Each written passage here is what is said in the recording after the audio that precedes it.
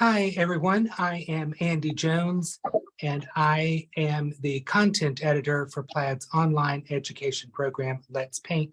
And I'm super happy to be here tonight with you here in the Michaels Community Classroom to teach you a project that I called I'm Really Rosy, and Michaels called Impressionist Roses. I think I'm Really Rosy is a more appropriate name for this project because, of course, I am really rosy. All right, so you had a downloadable pattern, which looks much like so many scribbles. But anyway, that's what we're starting out with. So these are our 3 or 4 roses that we have in our glass vase. And I've transferred them to my surface. You didn't get that, Chris. It went away. Well, it's back. It's yours over. Okay. I'm not sure where to tap that to get rid of that, but we'll just leave it and pretend like it's not there.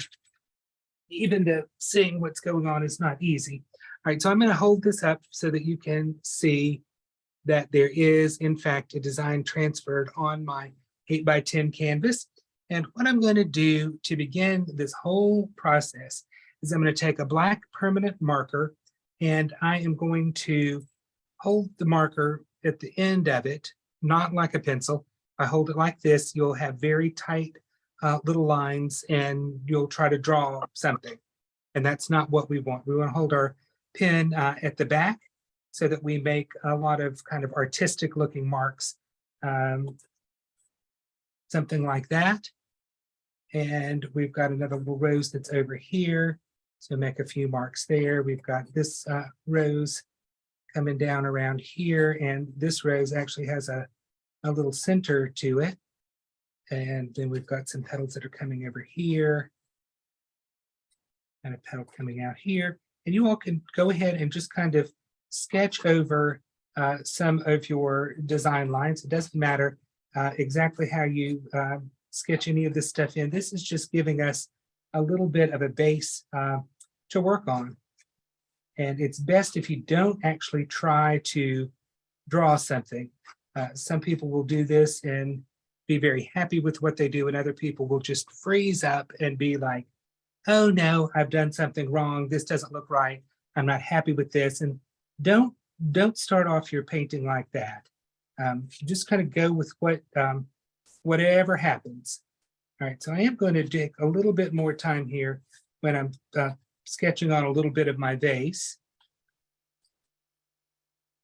But again, notice that it's not a complete solid line, and there is like some little artsy bits to it. All right, so that's what I've done.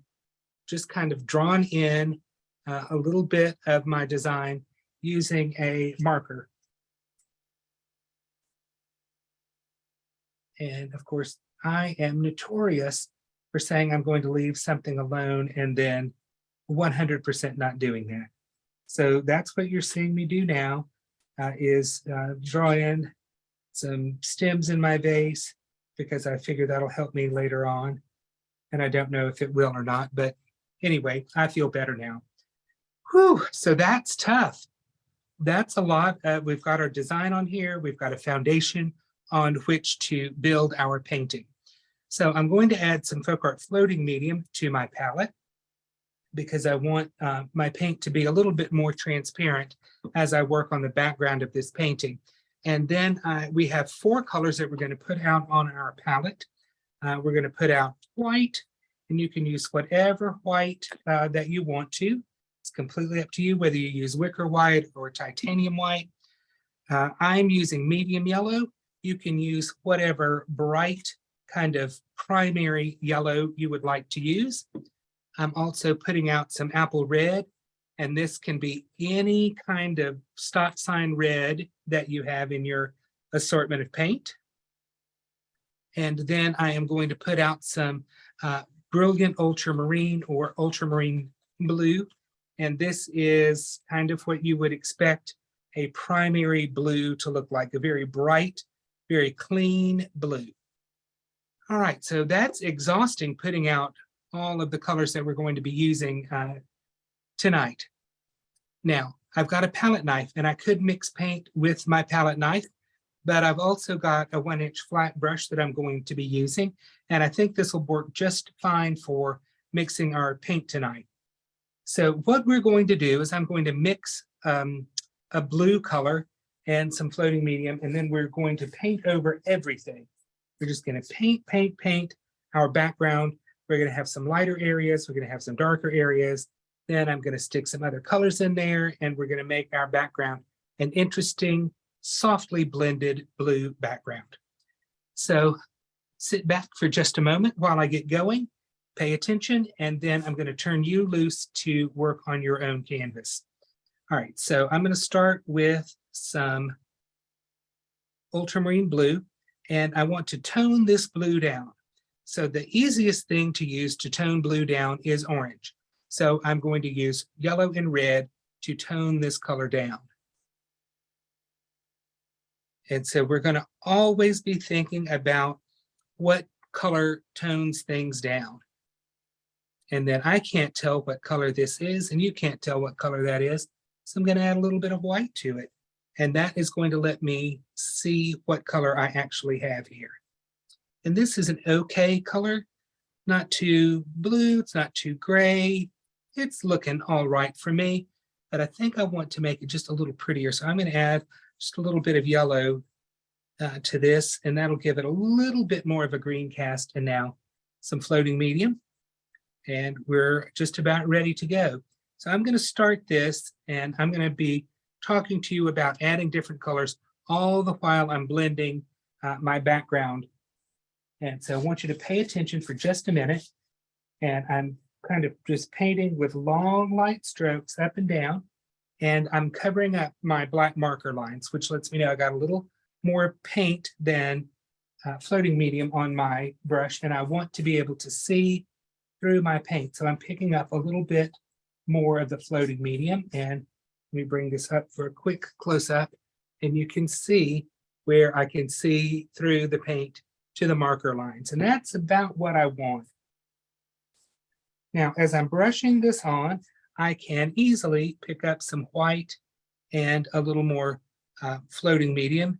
Mix this in over here. Oh, and look at that pretty blue coming out of my brush. It's going to be nice. So I'm going to start to brush some of that on. I'm not going to paint inside my vase at this moment, or I'm going to try to stay out of it. That's what I should say.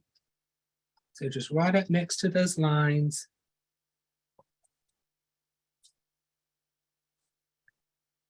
And I can pick up some more white if I want to.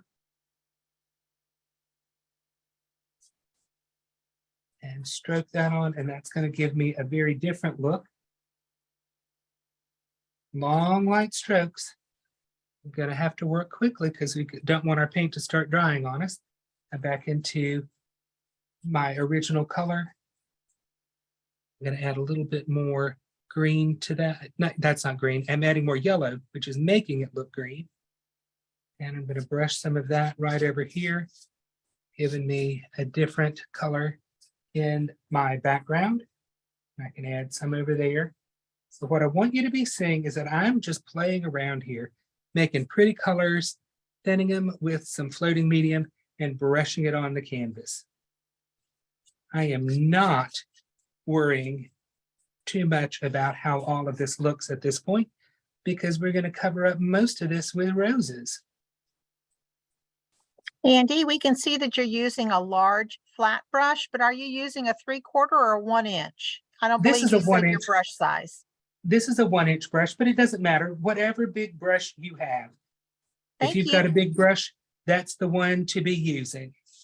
All right, so just kind of cleaning my brush off now a little bit, going into the vase. And inside the vase, I am going to add still a little bit more yellow to my puddle of blue paint here, making a soft, dull green color. And I added some white to lighten it up.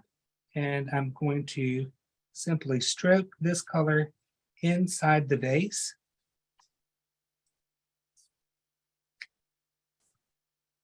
And we're not fussy with this too much. All right, I'm turning this a little bit so I can get right up next to that edge.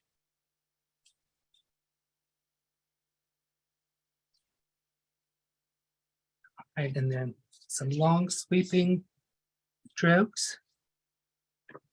And I want to lighten this lower left area of my painting a little bit.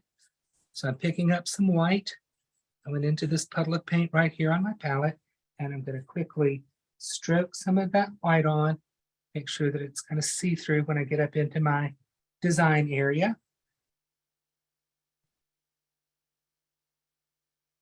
All right, I don't think any of this is too hard. It might seem a little complicated right now, but it's really just some blues that we've mixed together, and we've stroked on our canvas and made a very soft background. All right, so I'm going to give you a minute. I'll bring this up closer to the camera for a close-up so that hopefully you can see what this looks like. And you can see my design through the paint. That's what we're looking for. All right, so I'm going to give you a couple of minutes to do this on your canvas. And while you all are working on your background, I'm going to take my heat gun and I'm going to dry this background.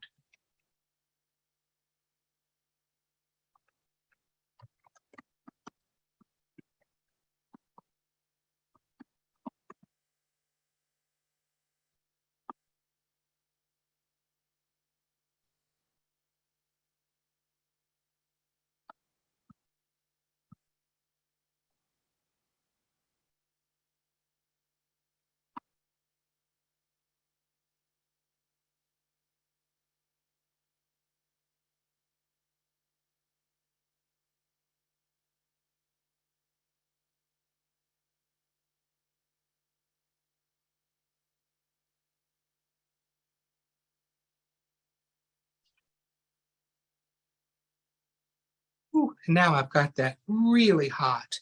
So it'll be cooling down while you all are finishing up yours.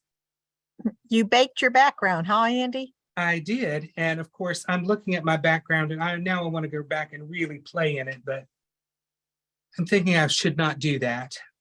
So I'm not going to. I probably would have liked to have had my background a little bit lighter overall, but that's okay. Just Okay, going to show two you that. questions. While you were drawing, two questions came in, Andy.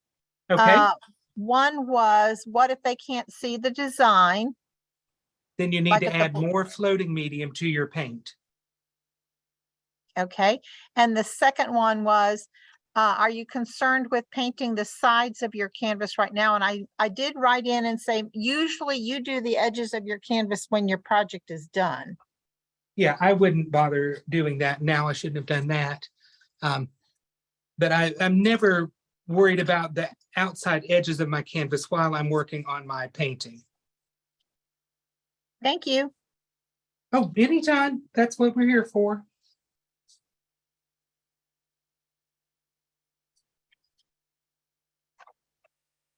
And Ashley, the floating medium is what is making your paint a little more transparent or translucent.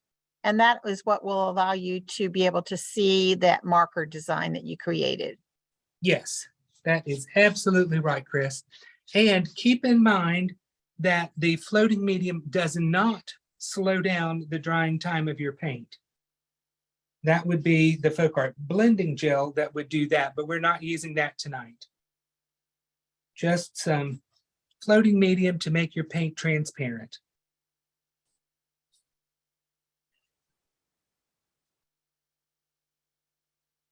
And I've messed with this more than I needed to, but I'm sure you all are appreciating the time that you have to play with your painting.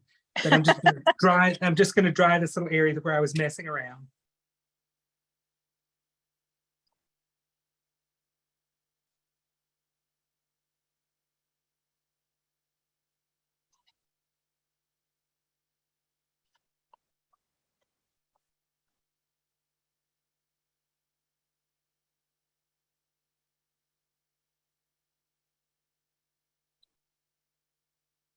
And all of that messing around really didn't do much of anything. So I wasted a lot of effort there. Probably should have just left everything alone. But you know, sometimes you do, sometimes you can't stand it. All right, so I'm going to set that big brush aside. And I was going to say we need to put some more colors out on our palette, but we have everything out on our palette that we need. So I'm going to give you 1 more minute to get your background done and dry before we start in with our foliage and then our roses.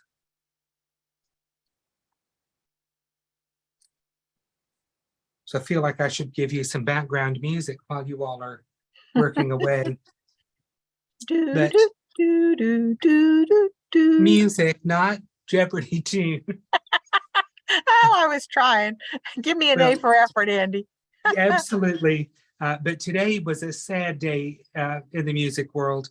The woman who originally recorded the song, The Girl from Ipanema, she passed away. And so I was reading up on her and the fact that she was from Brazil. And when she came, she went on a tour and she was the only person who could kind of speak some English and things. And she ended up just being asked to sing this song. And so it was just kind of recorded on a lark, 1 take, and it became a global sensation. So all of you that are of a certain age know that when the girl from Ipanema comes walking, all the boys just sigh. Okay, we are ready to move on now. So what we're going to do is we are going to start with some of the darkest area of our design, which is our foliage that's kind of stuck in between the roses. And I need you all to agree that you get what you get and you don't pitch a fit. That is going to make your painting life so much happier if you can just kind of go with whatever happens and realize that, you know, sometimes everything's going to work out, sometimes nothing's going to work out. But in the end, the absolute worst case scenario is that you end up with a painting that you don't like. That's it.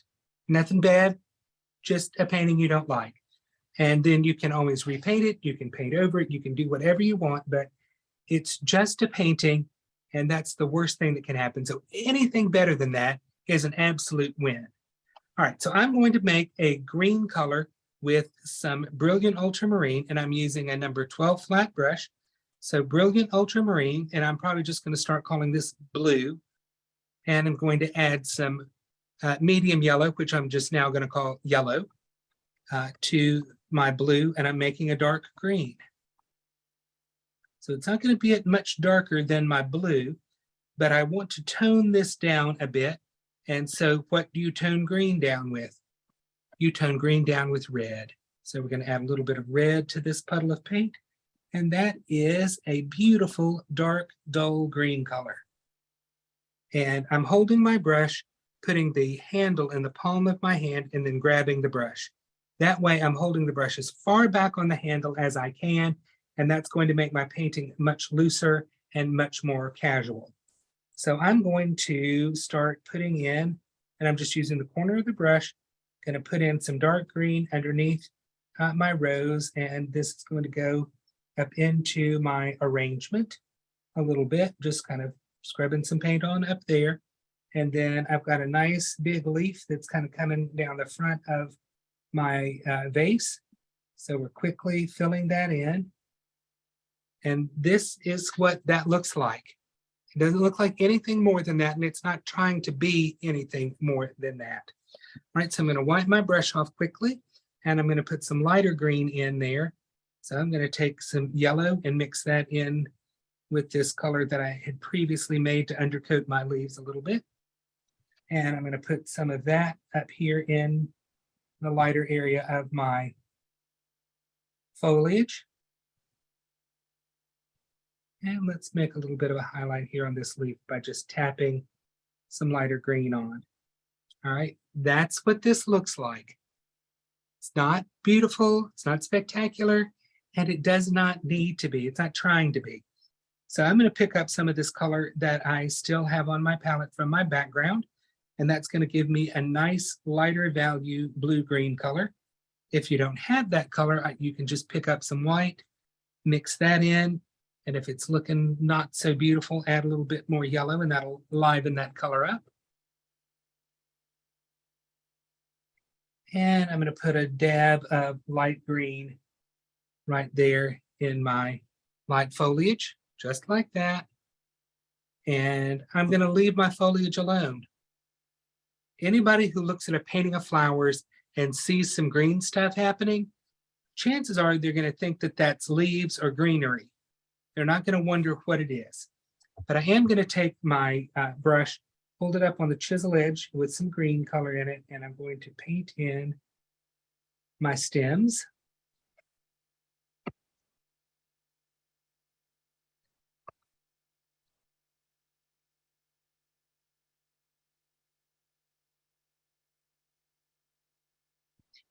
I'm going to add a little bit of white and yellow to make a lighter green color. And this is what's so fun about painting like this, is that you can, on the fly, make a new color, change the look of a color. All right, so there's a lighter green on there, and I could add a little bit of a highlight to these other stems. I'm going to keep that one in the background darker there. All right, so we've got a vase with stems in it. That's exciting. All right, so we're going to leave all of this alone for a moment, and I'm going to wipe my brush out very well. So to do that, I'm going to lay my brush down on my paper towel, fold the paper towel over the brush, and pull the brush through. That way I don't get paint on me, and I clean all the paint off my brush and groom it back to a nice chisel edge so that it's ready for action. Always get in the habit of pinching your brush between paper towels and pulling the brush through. And then when you've used up your paper towel, get rid of it. Don't keep it on your workstation, because you'll end up sticking your brush into a dirty paper towel. You'll pick it up, you'll get paint on you, you'll get it on your canvas. Not a good look. All right, pink is our next color that we need. So I'm going to pick up some red on my brush. And of course, my brush just had all this green in it. So who knows what's going to happen with that. And I'm going to add a little bit of white to my brush. Not to my brush, to my puddle of paint. Sorry about that. And now I need to tone this red down. So what do you tone red with? Green. So that's going to be yellow and blue. Or I can just come over here and pick up some of this green that I have on my palette and mix a little bit of that in. And maybe just to darken it up a little bit more blue. Okay, so that's coming up with a nice kind of pretty violet-y red color. And what I'm going to do with this is I'm going to lay in a rose back here in the back. So that's going to be using the, again, holding the brush with the handle in the palm of your hand, gripping the brush, and I'm using the corner of my brush. So I'm laying in this deep pink, and it's not covering everything. It's kind of lightly brushed on there in a very casual, relaxed way. And now I'm looking at my design here, and I'm going to imagine that this is the back edge of the rose. And so I'm just going to put some rose petals on there. All right, there are rose petals. And you can see the blue background through there. Super cash, very relaxed. Leaving that alone. That rose is basically done back there. All right, so I've got another rose over here. I've got a center of my rose. I'm just casually applying some of that pink color there and scrubbing it in. And I'm just going to let it fade out in this direction over here to the right. And I got another dark area over here. So I'm picking up my pink color, adding a touch of red to it for some variety. Everything doesn't need to be the same.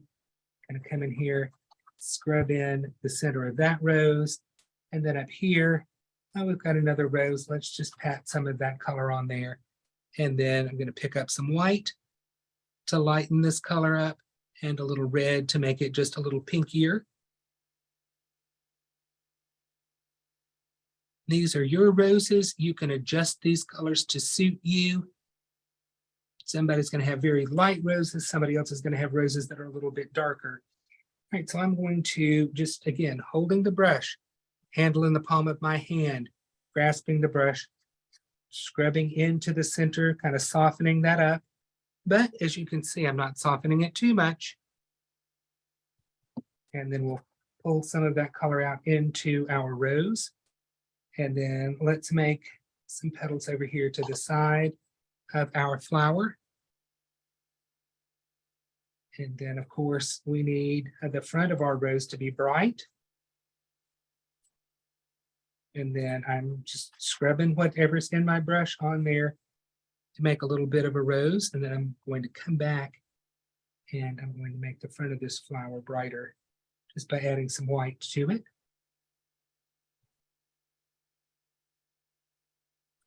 All right, so look at that. That's really the front of our rose. That may be just about all I do, but I'm going to come back and make a little bit more of a pinkier color. This is just red and white.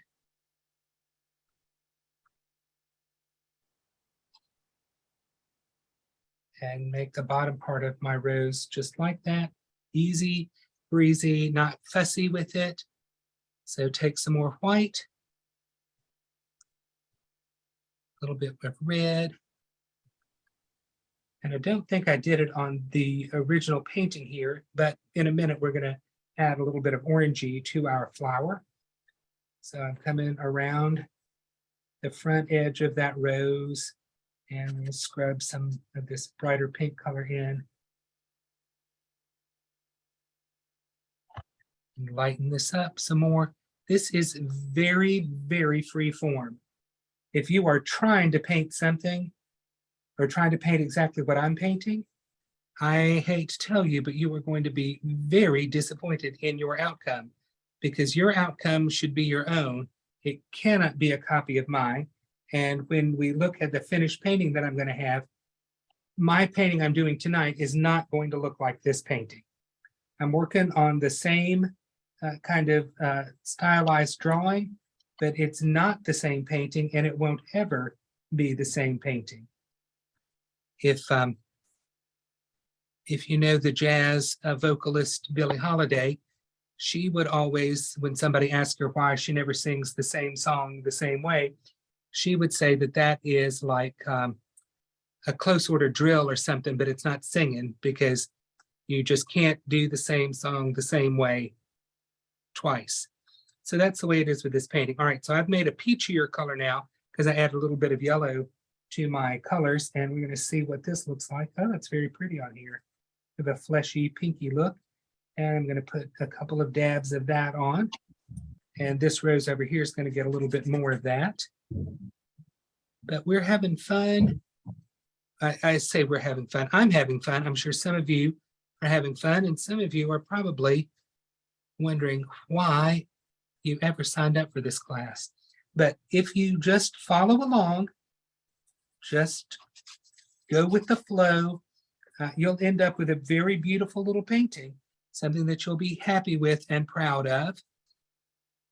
Well, and the good thing too, just to remind everyone, Andy, is that this class is being recorded, and within 12 to 24 hours, Michaels will have the videotape uploaded to the Michaels channel on YouTube, where you'll be able to watch it again and perhaps paint along a second time. That's very true. And painting a second time is never a bad thing. I will, and I can't remember, I was in some workshop about education, learning, memory. I can't remember what the memory class was all about, but I do remember that there was much talk and discussion about painting things again or repeating a task within a certain amount of time. And the agreed upon amount of time was to repeat the task within 7 days if you want to retain what you've learned.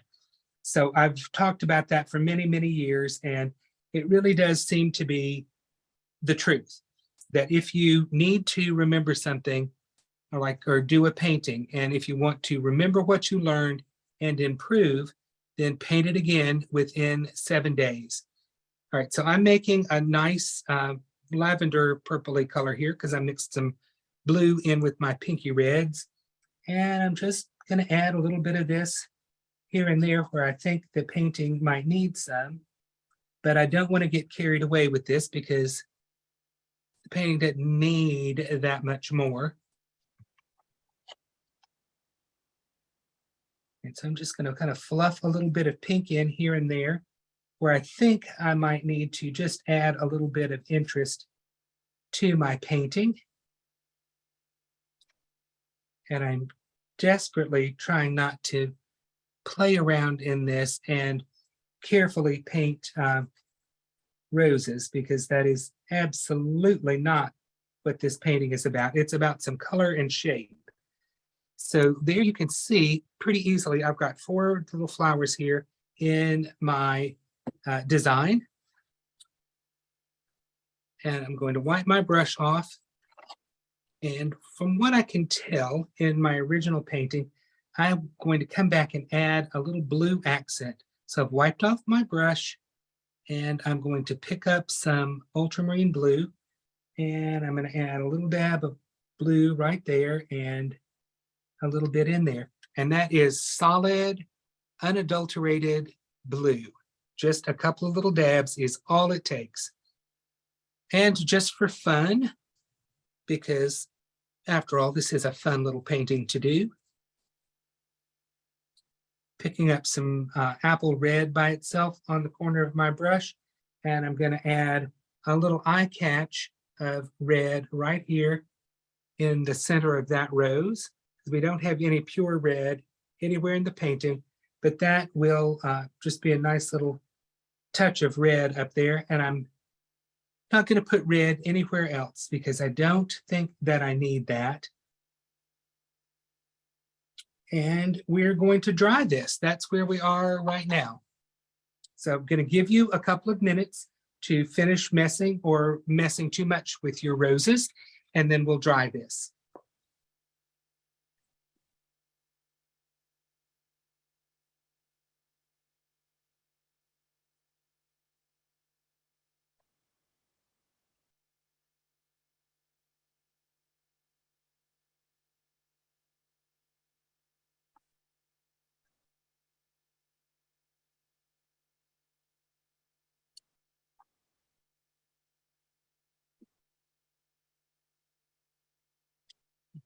And we've brought that to a nice high temperature. You baked your roses just like you baked your background. I did, and that's hot. So we're gonna let that cool off while you all take another few minutes to play with your roses. And one thing I want to let you know is if you get if you're fortunate enough to get a bouquet of roses, or you grow your own roses, bring them in and take a photograph of them. And now with your phone, you can edit your pictures. So take a picture and then reduce the color down to black and white. And when you look at that picture, kind of squint your eyes like you're really straining to see something. Or if you're visually impaired like I am, take your glasses off and look at that black and white image. And all you'll see are light and dark shapes. And that's basically what we have here on our canvas. We've got the dark that's in the middle of our flowers. There's a dark flower there. We've got some darkness in our foliage.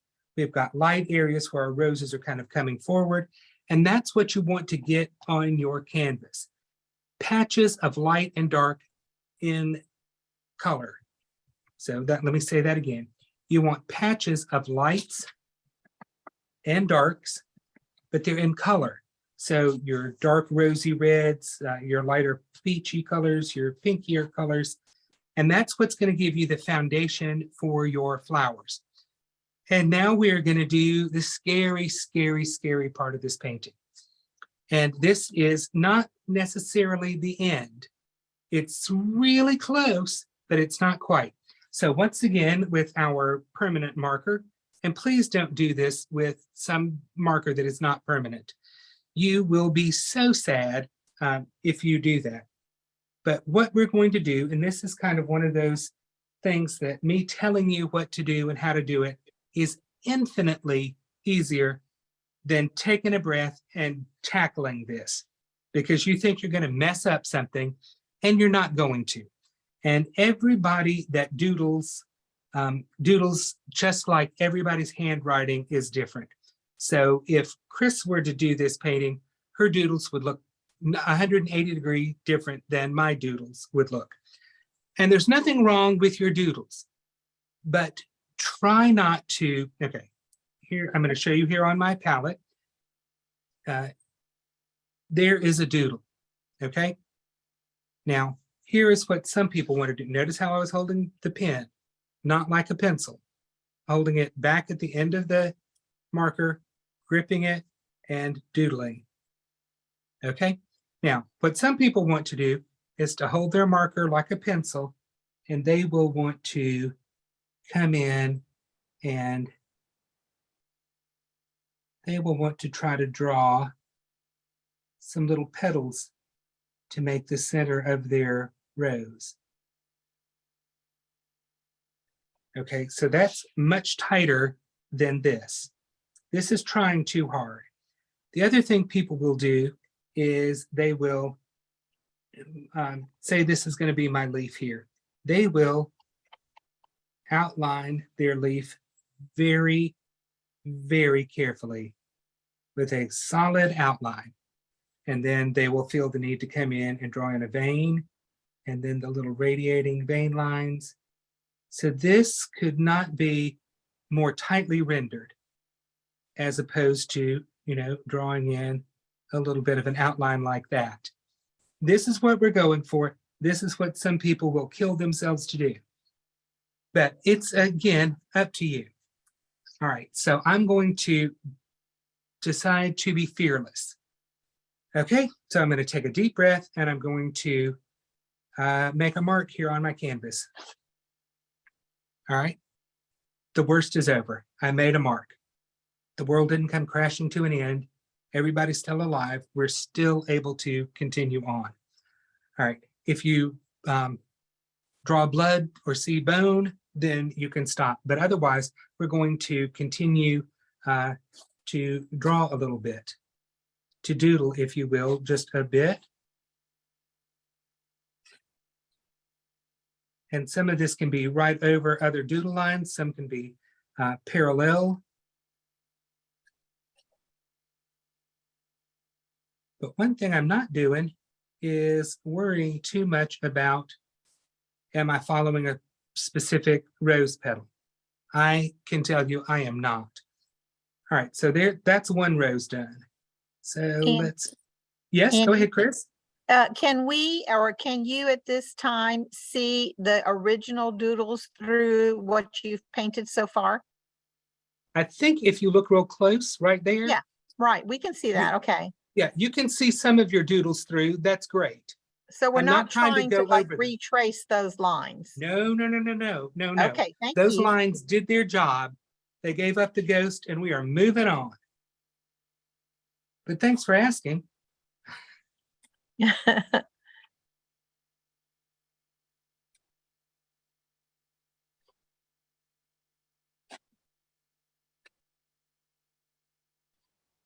right, I am done with my stems. I was a little bit more careful there and I don't know why, but I was.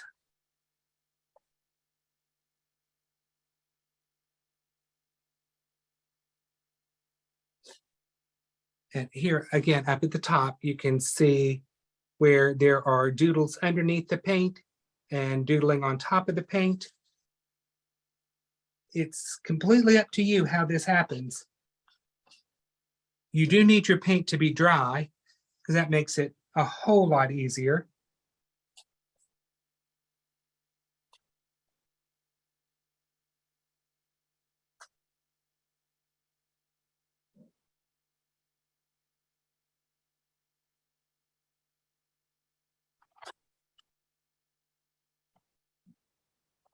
And I'm just having a little bit of fun here. Doodling Is around. it possible to overdoodle? Oh, yes. And I'm trying so hard not to overdoodle. But, there is an infinite possibility of overdoodling. Um,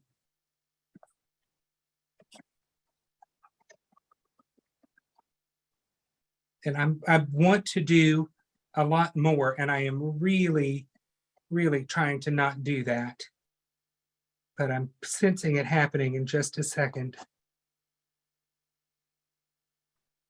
I gotta keep moving the pen away from the canvas. I'm like, one more here, no, maybe yes, maybe no. All right, I'm stopping here because I'm going to show you a couple of other little things. So hopefully you all are doodling right along with me. Can And you I raise have- yours? I'm sorry. I Can you can, raise yours so that they can see it at this point? sure.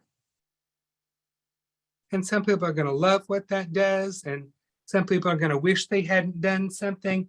And because it's a permanent marker, you can't go back. That's what I love. You got to commit to it, do or die. All right, so I have a lovely T-square here, which is going to help me with my need to be precise. So I'm going to very quickly just mark a little bit on the sides of my vase, and I'm using the T-square just enough to help me get a bit of a line going on there. So let me show you what that looks like.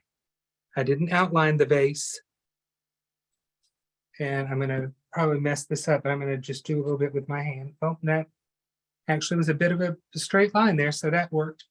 Okay, and then we're going to do a little bit of drawing along the bottom there, and I'm leaving that looking just like that at the bottom.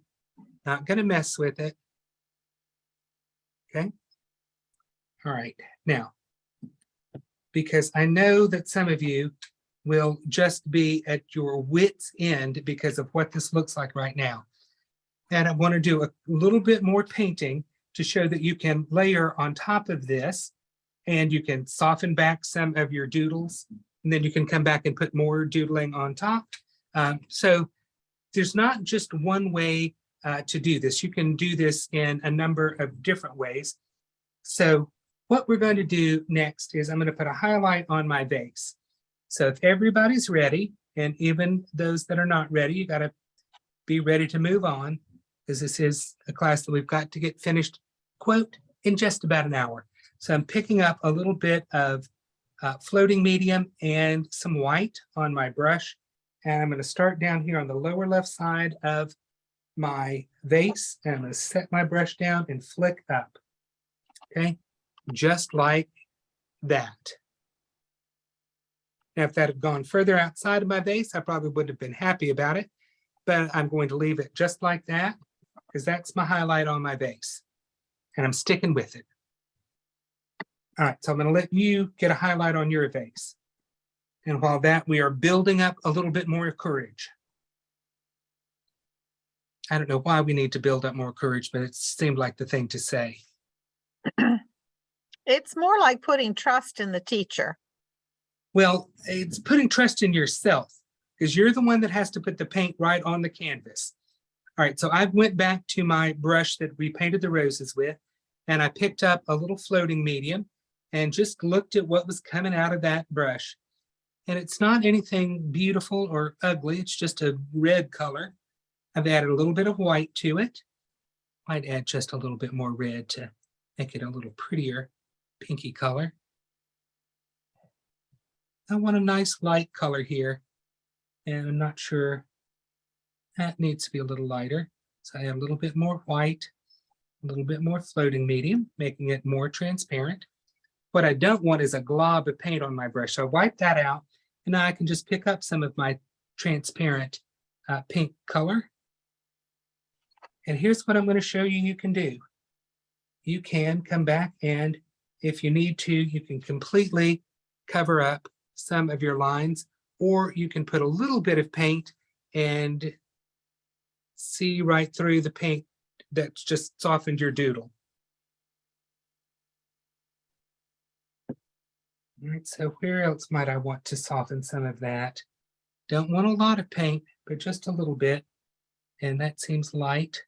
So once again, just messing around with color.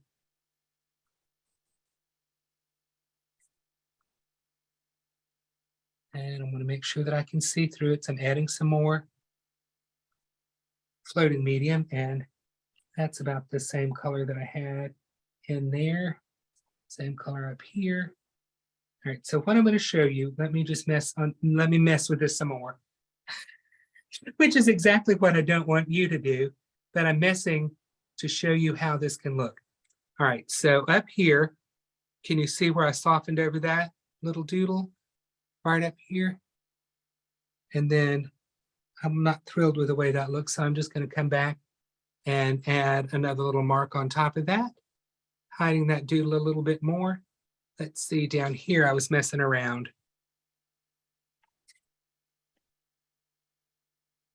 So I can just come back and smush some paint right back on top of my doodle and soften it. If I think this doodle here, let's see, I'm trying to see on my monitor where I'm showing you.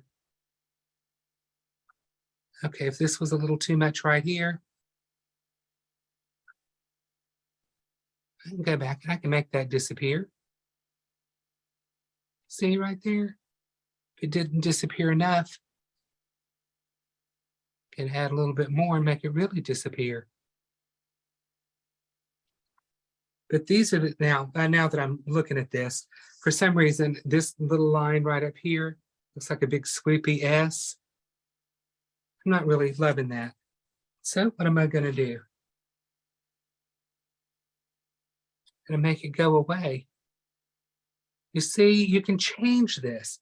It doesn't have to be just one certain way. And I'm going to try to do something here. And then I'm going to see if I can repair it. All right. All right, so you see I added a big stroke of light pink there and covered up my doodle. I'm going to dry this.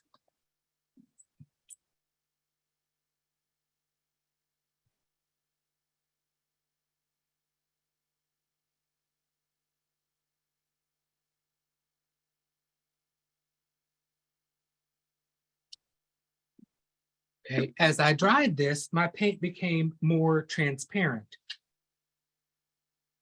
So some of those things that I tried so desperately to cover up have come back. And I could leave it like that and it's fine, but if I really wanted to, I can come back and I can doodle on top of what I had there. So put a different shaped line up here, and I added some little scribbly thing right down there. So you can really come back and you can lightly cover up a scribble that you don't like, or you can come back and you can re-scribble if you want to. But this, ladies, and if there are gentlemen out there watching, this is how I painted I'm Really Rosie. And when you're all done with it, make sure to sign your work and varnish it. You can varnish this with a matte finish, or I would like to varnish mine with a high gloss spray varnish. All right, Chris, do we have any questions about the technique that we used tonight? Not that I can see. I've been monitoring the chat and we've answered questions all along, but I think we're looking good. I think we just now have some folks typing in that they enjoyed the class, Sandy. Okay, well, I'm glad you did. I know it is not the typical thing that many of you are used to doing. It's a lot more carefree. I think it's a lot more relaxing and kind of liberating, but you just have to commit to putting some marks on a canvas. Yes. And every time, if I painted this again later tonight or tomorrow, all of these would look, that would have the same overall design, but they would all be very, very different. Because I'm looking at this one now, and this has a lot of very light pink on it, and this just does not have that same amount of light pink on it, which is not to say that I could not come right back right now and make a light pink and put some on there, which I'm going to show you how I do that. And I might wreck everything at this point, but it's not the worst thing that could happen. I mean, I have painted some stinkers of paintings. I have the luxury of you not seeing them. But if I don't want you to see a really bad painting I've done, I simply don't show it to anybody. And so I might tell Chris that I painted a painting and hated it, and she will be left wondering what painting I did that I hated, because even she isn't privy to seeing everything that I've done that's not wonderful. Okay, so you see, you can just come back and add in some of this lightness if you feel like you need to. There's As no Andy law. is, I'm sorry, go ahead. I was going to say, there's no law that says you can't come back and play in your painting. There are guidelines that say it's probably better if you don't, but you know, I've done it. I've come back and put some light colors on there. This one I want to show you over here on this particular rose. There's almost no pink paint over here at all. It's really that background blue and just the thinnest skim of paint on there. So they're all going to be very different. They're all going to have different kinds of marks, different amounts of light, dark. And because we're mixing all of these colors, you simply can't recreate the exact colors that you were working with. And that I love. All right, so you had a question, Chris. No, what I was going to do while you were kind of adding your last little touches, I was going to go ahead and let everyone know that if they enjoyed this class with Andy this evening, both Andy and I are the admins, if you will, and the creators of the Let's Paint with Plaid Facebook group. I want to invite everyone, if you're not yet familiar with our group, to join, become a member. It is a warm, caring, sharing, learn to paint community. Andy and I teach there on Tuesdays and Thursdays, free classes at lunchtime. That is noon Eastern Standard Time every week. We have a Technique Tuesday and we have a Lunch and Learn Thursday class. We would love for you to become a member and join us there, as well as our Michael's community classes. And then if you do enjoy social media, be sure and take a picture of your project, whether you painted along with Andy tonight and or you're painting on the replay that will get posted in the next 12 to 24 hours. Again, the recording for this class will be on Michael's channel of YouTube. Be sure to take a picture of your project, share it socially, and we'd love to see it in our Let's Paint with Plaid community. Be sure and use the hashtag Let's Paint Challenge, all run together with no spaces, no apostrophe. Use the hashtag Michael's Classes or hashtag Make It with Michael's. And Andy is also going to share with you what the next Michael's class is going to be. So don't leave us just yet. Yep, going to show you one more time that, of course, I could not leave well enough alone, and I came back and I added a little bit more doodling. But this is I'm Really Rosy, and we have doodled, we've painted, we've doodled, we've painted, and you can keep going back and forth until you've completely obliterated everything you started with. But try to avoid overpainting too much. Paint just enough to get your point across and then stop. All right, so let me get my paint out of the way so I don't mess anything up.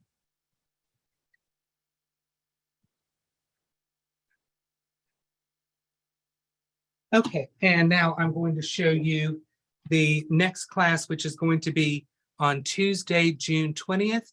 It is a summer flower bouquet, and this class will be taught by Donna Dewberry. So if you would like to paint along with Donna, go to the michaels.com website, look for online classes,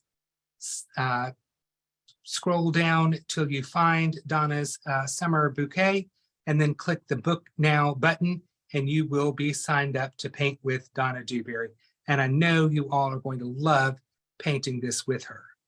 So again, this is going to be on June the 20th at 7:30 p.m. Did I leave anything out, Chris? No, that was great. Donna teaches a lot using the FolkArt multi-surface paints, but this class will be painted in the FolkArt matte formula. But if you have the same colors in multi-surface, you're welcome to use those. There is a supply list already up on michaels.com where, like Andy said, in the community classroom section, so you can already get your class booking made. You can get your supplies gathered, invite your girlfriends to come over and join Donna. Donna teaches in the FolkArt one-stroke method of painting, and there is not a pattern. She's going to teach you step by step how to paint a daisy, a coneflower, and some larkspur. Okay, so that is on the 20th of June at 7:30 p.m. Eastern Standard Time.